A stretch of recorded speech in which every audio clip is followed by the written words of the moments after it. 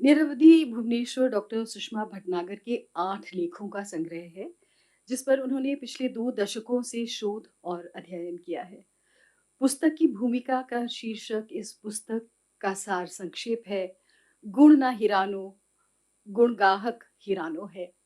यानी गुण या गुणीजन का अभाव नहीं है, लेकिन उनको समझने वाले, पहचानने वाले नहीं मिलते हैं। डॉक्टर सुषमा भटनागर ने भुवनेश्वर को खूब समझा, खूब पहचाना और उन्हें निरवधि भुवनेश्वर की संज्ञा दी। निरवधि यानी टाइमलेस, जो उन पर बिल्कुल सही बैठता है। भुवनेश्वर की कहानियाँ और एकांकी साहित्य को एक नई दिशा की ओर ले गए, लेकिन वे खुद गुमनामी में भटकते रहे। सुषमा जी की आदत है कि वे हमेशा अंडरडॉग के साथ रही हैं, चाहे वो उनके स्टूडेंट्स हों, दोस्त अहबाब हों, असगर गौंडवी हों या फिर भुवनेश्वर। इस किताब के ज़रिए सुषमा जी ने भुवनेश्वर को साहित्य में उनका सही स्थान देने की कोशिश की है। सुषमा जी से निवेदन है कि वे बताएँ कि भुवनेश्वर साहित्य से उनका परिचय कैसे हुआ और ये किताब लिखने की उन्होंने कैसे सोची? धन्यवाद। सबसे पहले तो मैं भुवनेश्वर के विषय में कुछ कहने से पहले इंडिया इंटरनेशनल सेंटर, विस्कॉम, डॉक्टर मीनाक्षी गोपीनाथ, डॉक्टर श्रीवास्तवा के प्रति हृदय से औपचारिक नहीं आभार व्यक्त करना चाहूँगी। मीनाक्षी जी जिन्हें हम स्नेह से एम जी कहते हैं, उन्होंने मेरे बारे में बहुत कुछ कहा है। अगर मैंने उनके बारे में कहना शुरू किया तो आधी रात हो जाएगी, इसलिए मैं अपने उस मधुर संबंध को बिल्कुल सार्वजनिक रूप से यहाँ उद्घाटित करना पसंद नहीं करूँगी। अब मेरी भाषा थोड़ी सी कठिन हुई तो बिल्कुल बराबर में बैठी हुई हैं। मुझे उनसे थोड़ा डर भी लगता है। जब हम पढ़ते थे तो हम बड़े ऑस्ट्रक थे, आज नहीं है ऐसा नहीं, लेकिन तब बहुत ही बुरी हालत थी, तो इसलिए हम उनसे डरते भी हैं। जसलीन भी बहुत हमारी प्यारी बेबी फ्रेंड है, उसने भी बहुत मन से पढ़ा है इस किताब को। मैं उसको धन्यवाद नहीं दूंगी, मैं उसे शाबाशी दूंगी। अब मैं अधिक औपचारिकता न निभाते हुए अपनी बात शुरू करूंगी, लेकिन मेरा आयोजकों से और जो संयोजन कर रहे हैं उनसे विनम्र निवेदन है कि मुझे अपनी घड़ी बार बार देखने का अभ्यास नहीं है, क्योंकि मुझे चश्मा लगाना पड़ता है। तो इसलिए जैसे ही मैं कुछ अतिक्रमण कर रही हूँ समय का, तो आप कृपया कह दें कि योर टाइम इज अप। वैसे तो वो कहने का अधिकार किसी और को होगा, कभी, आज तो नहीं, लेकिन आज के दिन आप ऐसा कहें तो बहुत बहुत शुक्रिया। मुझसे पूछा गया कि मैं भुवनेश्वर और भुवनेश्वर साहित्य की ओर क्यों आकृष्ट हुई। वैसे आकृष्ट होने का की तो अब उम्र नहीं है, लेकिन मैं क्यों उस ओर प्रेरित हुई। हुआ ये कि एक बार संसदीय वाचनालय में जाके बस प्रवेश ही किया, कुछ यही से दिन थे, अक्टूबर का सा महीना। हंस रखी हुई थी पत्रिका, एक इस हंस नाम ने मेरा पीछा नहीं छोड़ा कभी। पहले हंस में भुवनेश्वर जी छपे, फिर हंस पत्रिका में मुझे ये लेख मिला, और फिर अंततः प्रकाशक भी हंस। तो ये भी एक विचित्र संयोग। लेकिन उस हंस पत्रिका में, जैसा अभी डॉक्टर गोपीनाथ ने फरमाया, मैंने एक लेख पढ़ा, हिंदी का इब्सन, जो विक्षिप्त भिखारी की मौत मारा। जैसा कि अभी जसलीन ने कहा, जो दलित हैं उनके प्रति मेरे मन में बहुत करुणा का भाव जागृत होता है, और वो कुछ पुटौन चीज नहीं है, वो बहुत स्वतः स्फूर्त होता है। और सच कह रही हूँ कि मैंने अपने छात्र जीवन में या जब लेडी श्री राम कॉलेज में पढ़ाया, मैंने भुवनेश्वर जी के बारे में कुछ नहीं सुना, कुछ नहीं पढ़ा, कोई पुस्तक नहीं देखी। केवल इतिहास की किताबों में उनका नाम लिखा रहता था, एकांकीकारों में श्री सुदर्शन, डॉक्टर राम कुमार वर्मा, भुवनेश्वर प्रसाद। लेकिन मैंने घर में अपने एक बुजुर्ग से सीकों की गाड़ी एकांकी का नाम सुना था। वो किसी से बात कर रहे थे तो बहुत छोटी सी उम्र में वो दिमाग में मेरे अटका हुआ था नाम, सीकों की गाड़ी। लेकिन जिसे अंग्रेजी में कहते हैं that's neither here nor there, मैंने तो उसको परस्यू किया नहीं, ना मैंने उनसे पूछा कि क्या है। उस ज़माने में बड़ों से इतनी बातें तो कोई करता ही नहीं था और पूछने पे कोई इतना उसको एनकरेज नहीं किया जाता था। तो मैं बहुत संक्षेप में अपनी बात कहूँगी।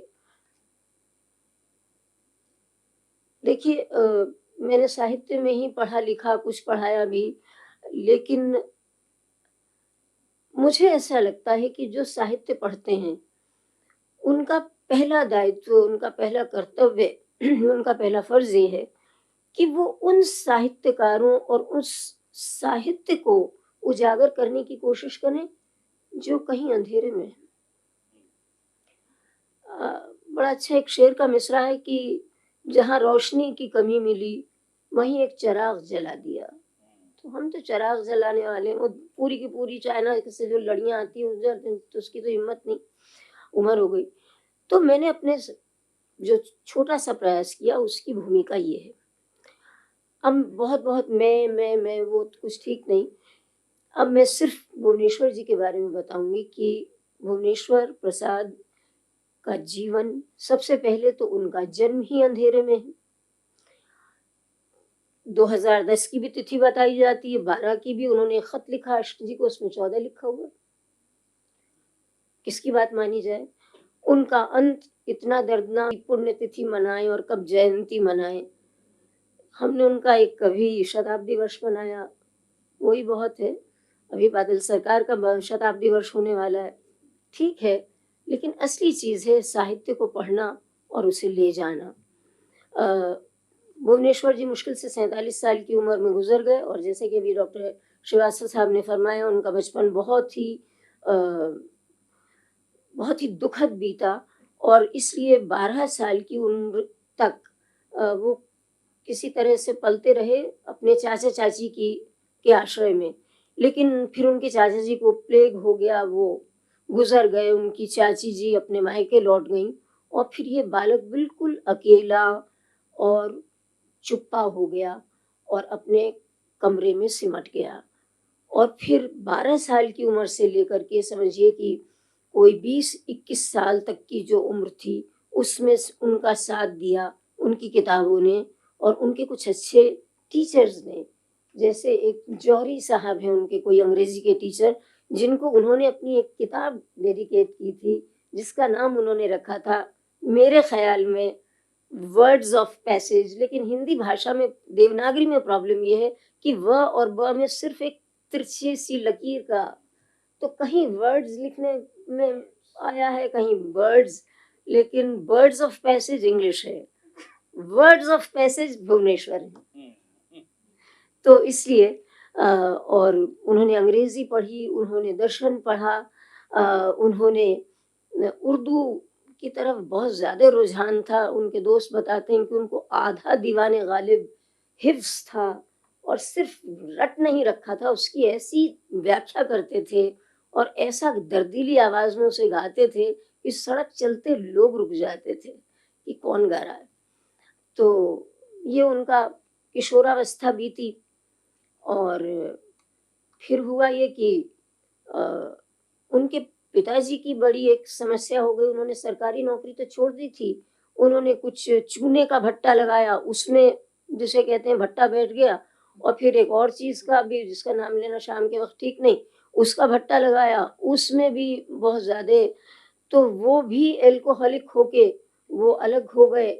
माताजी तो 7-7 बच्चों को सँभाल रही थीं क्योंकि सेकंड वाइफ से उनके 7 बालक हुए, 8वें ये, तो 10 लोगों का परिवार और वो ज़माना कि जब आपका कुछ चल नहीं रहा। बहरहाल, फिर ये हुआ कि ये इंटर तक पहुँच गए लेकिन इंटर पूरा नहीं कर पाए और इनके जितने दोस्त थे अच्छे, वो सब शाहजहाँपुर जो कि एक छोटी जगह थी, उसे छोड़ के इलाहाबाद या लखनऊ चले गए।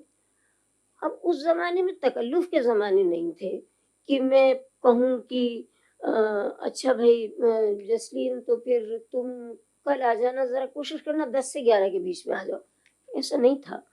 कोई भी किसी दोस्त के यहाँ कभी भी चला जाता था तो भुवनेश्वर जी उठ के इलाहाबाद गए, लखनऊ गए। अब मैं असली चीज़ पे आती हूँ जो मृणाल जी की खिदमत में कहूँगी कि ये जो 19 या 21 बरस का लड़का था, जो अपने को बीपी भी लिखता था, भुवनेश्वर भी लिखता था, उन्होंने एक 2 पेजेस का एकांकी वन एक्ट प्ले लिखा, which can hardly be termed as a play। 2 सफ़े सिर्फ, और उसकी पूरी जो इबारत है वो पढ़नी चाहिए, लेकिन मैं सिर्फ थोड़ा-सा पढ़ के सुनाऊँगी। कोई गलती होगी तो अभी यहाँ मेरे बाल साथी नहीं, किशोर साथी बैठे हैं, वो फ़ौरन पकड़ लेंगे मुझे। इसलिए, पुरुष, तू मेरा शत्रु नहीं है, मैं तुझसे लड़ाई नहीं लड़ना चाहती। तूने वर्षों से अपने स्वार्थ में अंधे होकर मुझ पर अत्याचार किए हैं। तुझे मुझसे या मेरे उत्थान से भयभीत नहीं होना चाहिए। ये बात 1931 में एक 19 या 21 साल का लड़का लिख रहा है। और इसी वजह से शायद जो प्रेमचंद जी थे ये उनकी नज़र में आए। प्रेमचंद जी ने took him under his wings, उनको बहुत प्रोत्साहित किया, उनको लगातार हंस में छापा, और भुवनेश्वर जी दूसरी जगह भी छपते रहे। और फिर वो एक और मोड़ आया जब 1935 में भुवनेश्वर के 6 वन एक्ट प्लेज एकांकियों का एक संग्रह छपा जिसका नाम था कारवां। ये थोड़े से जिसे कहते हैं ज़हूर में आए, प्रकाश में आए, लेकिन प्रॉब्लम ये थी कि भुवनेश्वर की एजुकेशन अंग्रेजी मीडियम में हुई थी। उन्हें अंग्रेजी से बहुत लगाव था, और हमारा ज़माना, वो ज़माना जो था 30 का दशक, वो था स्वदेशी का। तो अंग्रेजी से वैर, अंग्रेजी के प्रति द्वेष, उर्दू से वैर, उर्दू के प्रति द्वेष। मतलब वो जो क्या कहते हैं 1901 की अंग्रेजों की पॉलिसी थी, वो खूब अच्छी तरह से फल फूल रही थी। और हिंदी उर्दू अलग, अंग्रेजी अलग, पाश्चात्य प्रभाव से बड़ी कोई उस समय कोई अपशब्द ही नहीं था।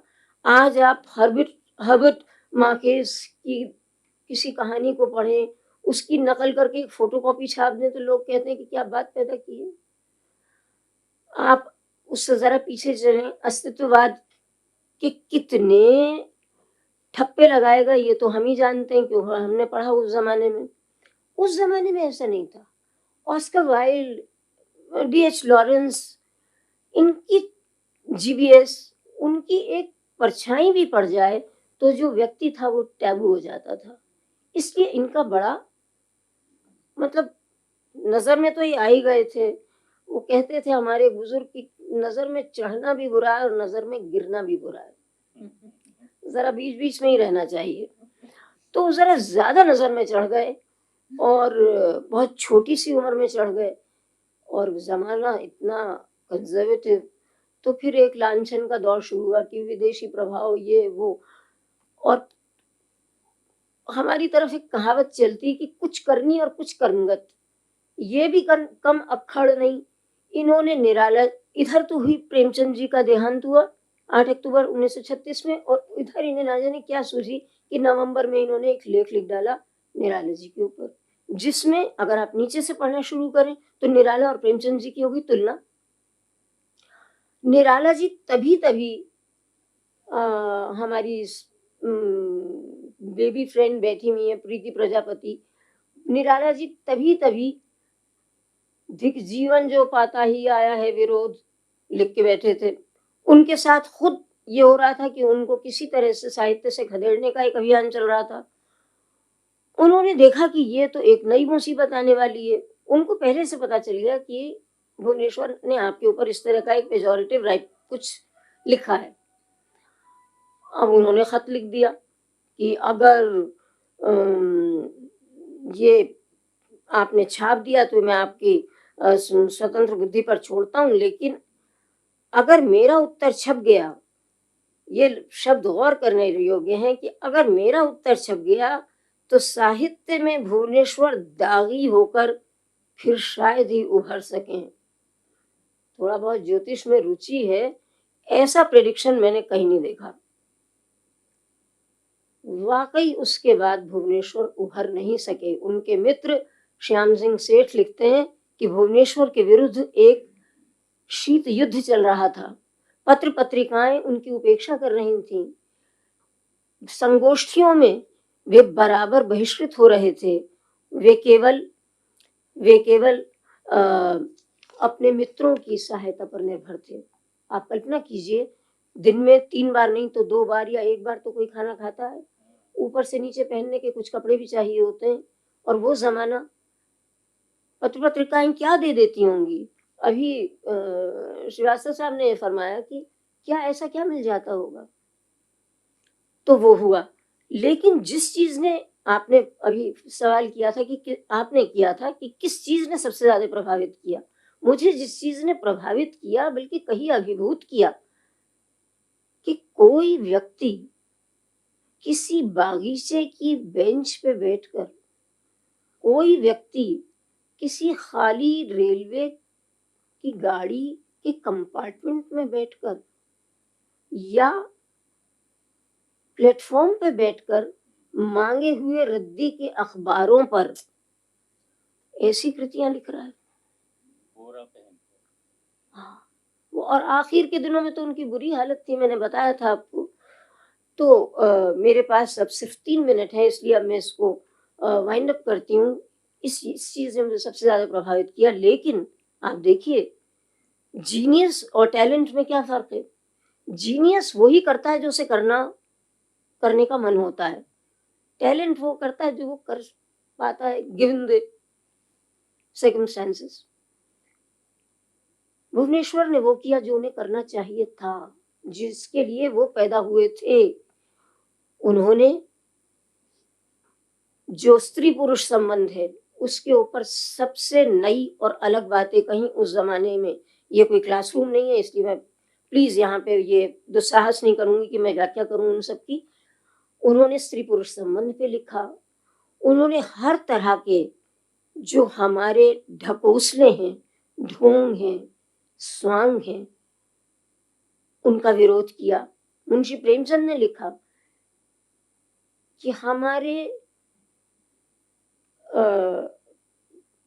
भीतर की, हमारे हृदय के छिपे भावुकता और प्रेम की आड़ में छिपे हुए मनोविकारों को उन्होंने ऐसे इतने उस पर इतना निर्मम प्रकाश डाला है कि उनकी ओर ताकते हुए डर लगता है। ये मुंशी प्रेमचंद लिख रहे हैं। उन्होंने ये किया। 38 से लेके समझ लीजिए कि 48 तक 10 साल उनका सबसे ज्यादा क्रिएटिव टाइम बीता, जबकि वो प्लेटफॉर्म्स पे, और मैंने आपको बता दिया कहाँ कहाँ पड़े हुए पाए जाते थे। गिरजा कुमार माथुर जी ने बताया कि वो ज्यादातर लखनऊ में चारबाग स्टेशन पे पड़े रहते थे। लेकिन इसके बाद 52-53 में उनको कुछ दिमागी बीमारी ने घेर लिया। और मैं सिर्फ इतना कहूंगी, यहाँ पे डॉक्टर साहब भी बैठे हुए हैं, मुझे इतना ज्ञान नहीं डॉक्टरी का, लेकिन ये मैं जानती हूँ कि ये वो जमाना था जब साइकेट्री बिल्कुल विकसित नहीं हुई थी भारत में। और इसलिए मनोविकारों को हम समझते थे कि जो मनोविकारों के लक्षण हैं उनको हम उनका कारण मान लेते थे। और इस तरह से 52-53 में उनमें ये विकार आने बहुत ज्यादा प्रबल रूप से मुखर हुए, दिखाई दिए। और फिर 57 में नवंबर के महीने में लगभग वो बनारस में गुजर गए एक भिखारियों के टोले में। मुझे लगता है उनके गुजरने के साथ साथ अब मुझे भी थोड़ा सा अ, अ, अपने को पीछे हटा लेना चाहिए, क्योंकि अभी गुजरने में थोड़ा टाइम है। तो इसलिए अब मैं शांत अपने एक बार हमारी एक स्पीकर साहिबा को बहुत आदत थी, वो सुबह आते कहा करती थी, मेंबर्स बहुत शोर मचाते थे, तो कहती थी कृपया शांत हो जाइए, कृपया शांत हो जाइए। तो जो मध्य प्रदेश के मेंबर्स थे उन्होंने कहा कि आप ये प्लीज ये शांत हो जाइए मत कहिए सुबह सुबह, मध्य प्रदेश में शांत हो जाने का मतलब है मर जाना। तो मैं अब शांत हुए जाती हूँ और अपनी जबान को यहीं रोके लेती हूँ, लेकिन कुछ देर जिंदा रहती हूँ सुनने के लिए। धन्यवाद।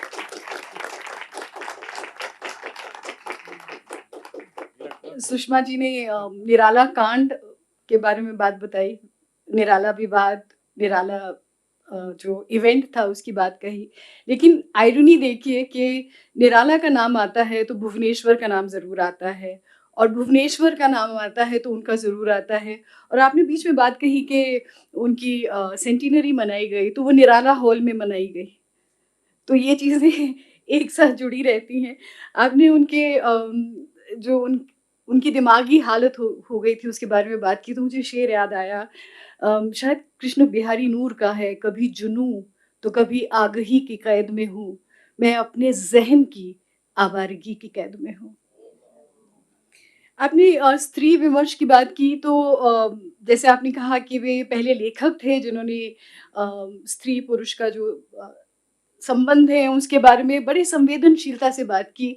आपकी किताब में आपने मेंशन किया है कि वो कभी भी अपनी मर्यादा नहीं तोड़ते थे। चाहे वो दोस्तों के बीच में लोग बातें करें, कुछ भी हो, वो अपनी मर्यादा और भाषा को हमेशा सँभाल के रखते थे। और उन्होंने एक बात कही, पुरुष और स्त्री की आत्माएँ 2 विभिन्न पदार्थों से बनी हैं। हम लोग 1992 में पढ़ते हैं डॉक्टर जॉन ग्रे की किताब हम है, men are from Mars and women are from Venus. तो ये तो कई दशकों बाद की बात है।